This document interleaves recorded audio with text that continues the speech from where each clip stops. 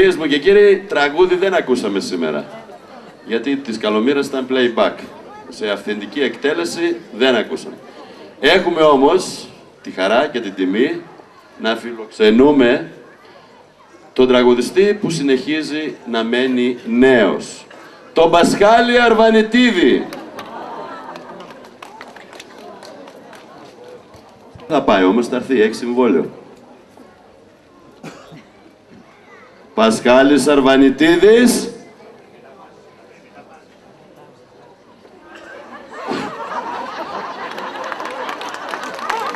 Κύριε Πασχάλη, πάθατε τίποτα? Συγγνώμη. Πώς είστε έτσι? Συγγνώμη, είχα ένα στιγμιαίο ατύχημα. Καλά, έτσι το λένε τώρα. Τέλος πάντων, επειδή ο κόσμος περιμένει να ακούσει το τραγούδι σου, η δημοσιογραφική ανάκριση για το στιγμιαίο θα γίνει αμέσως μετά. Όταν πηγαίναμε μαζί σχολείο, καθόσουνα στο διπλανό θρανείο, κι όταν μου έδινες το βιβλίο, μου λέγες I love you. Της γειτονιάς το κοντινό μπαρκάκι, έπαιζες πάντα σαν μικρό παιδάκι, κι όταν καθόμαστε στο παγκάκι, μου λέγες σ' αγαπώ, μου λέγες σ' αγαπώ.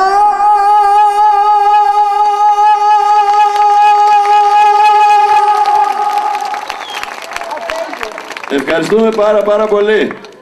Λοιπόν, όσο τραγουδούσατε, τα μαντάτα μας ήρθαν. Τι στιγμιαία ατυχήματα κτλ. Εδώ οι πληροφορίες λένε ότι πρόκειται για πονηρή υπόθεση. Τι έχετε να πείτε από αυτού? Παρίσταμε, λέω. Ποια είστε εσείς, κυρά μου? Αλίκια Βανιτίδη, δικηγόρος και σύζυγος του Πασχάλη από εδώ. Α, να τον χαίρεστε.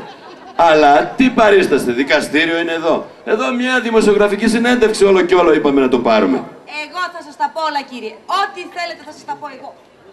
Γιατί αυτός δεν ξέρει? Τι να ξέρει, κύριε, τι να ξέρει το χρυσό.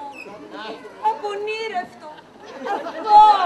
Δηλαδή μόνο να ξενοπηδάει ξέρει? Σας παρακαλώ, κύριε, σας παρακαλώ να βάλουμε τα πράγματα στη θέση. Να τα βάλουμε. Ήταν ένα στιγμίο ατύχημα. Μία αποπλάνηση θα λέγαμε. Για να καταλάβετε. Δεν κατάλαβε ούτε τι έγινε, ούτε πώς έγινε. Βέβαια ποτέ δεν καταλαβαίνει ούτε τι γίνεται, ούτε πώς γίνεται. Όλα εγώ μόνη μου τα κάνω, κύριε. Μεγάλο δράμα ζω. Μεγάλο δράμα. Ατύχημα λέει. Έχει πλάκα να ζητήσουν και αποζημίωση. Και δεν μου λέτε, κυρά μου, σε αυτές τις περιπτώσεις συνήθως τους χωρίζουν. Εσείς τι θα κάνετε, θα τον χωρίσετε? Όχι βέβαια.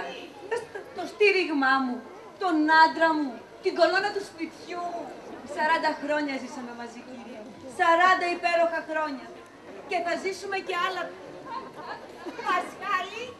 Τι κάνεις, Πασχάλη, σε είδα.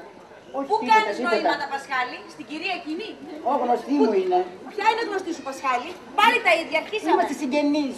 Τώρα, Πασχάλη, θα τα πούμε. Θα τα πούμε στο σπίτι, Πασχάλη, στο σπίτι. Κυρίες μου και κύριοι, αφήστε τους. Τους περιμένουν άλλα 40 χρόνια ευτυχίας.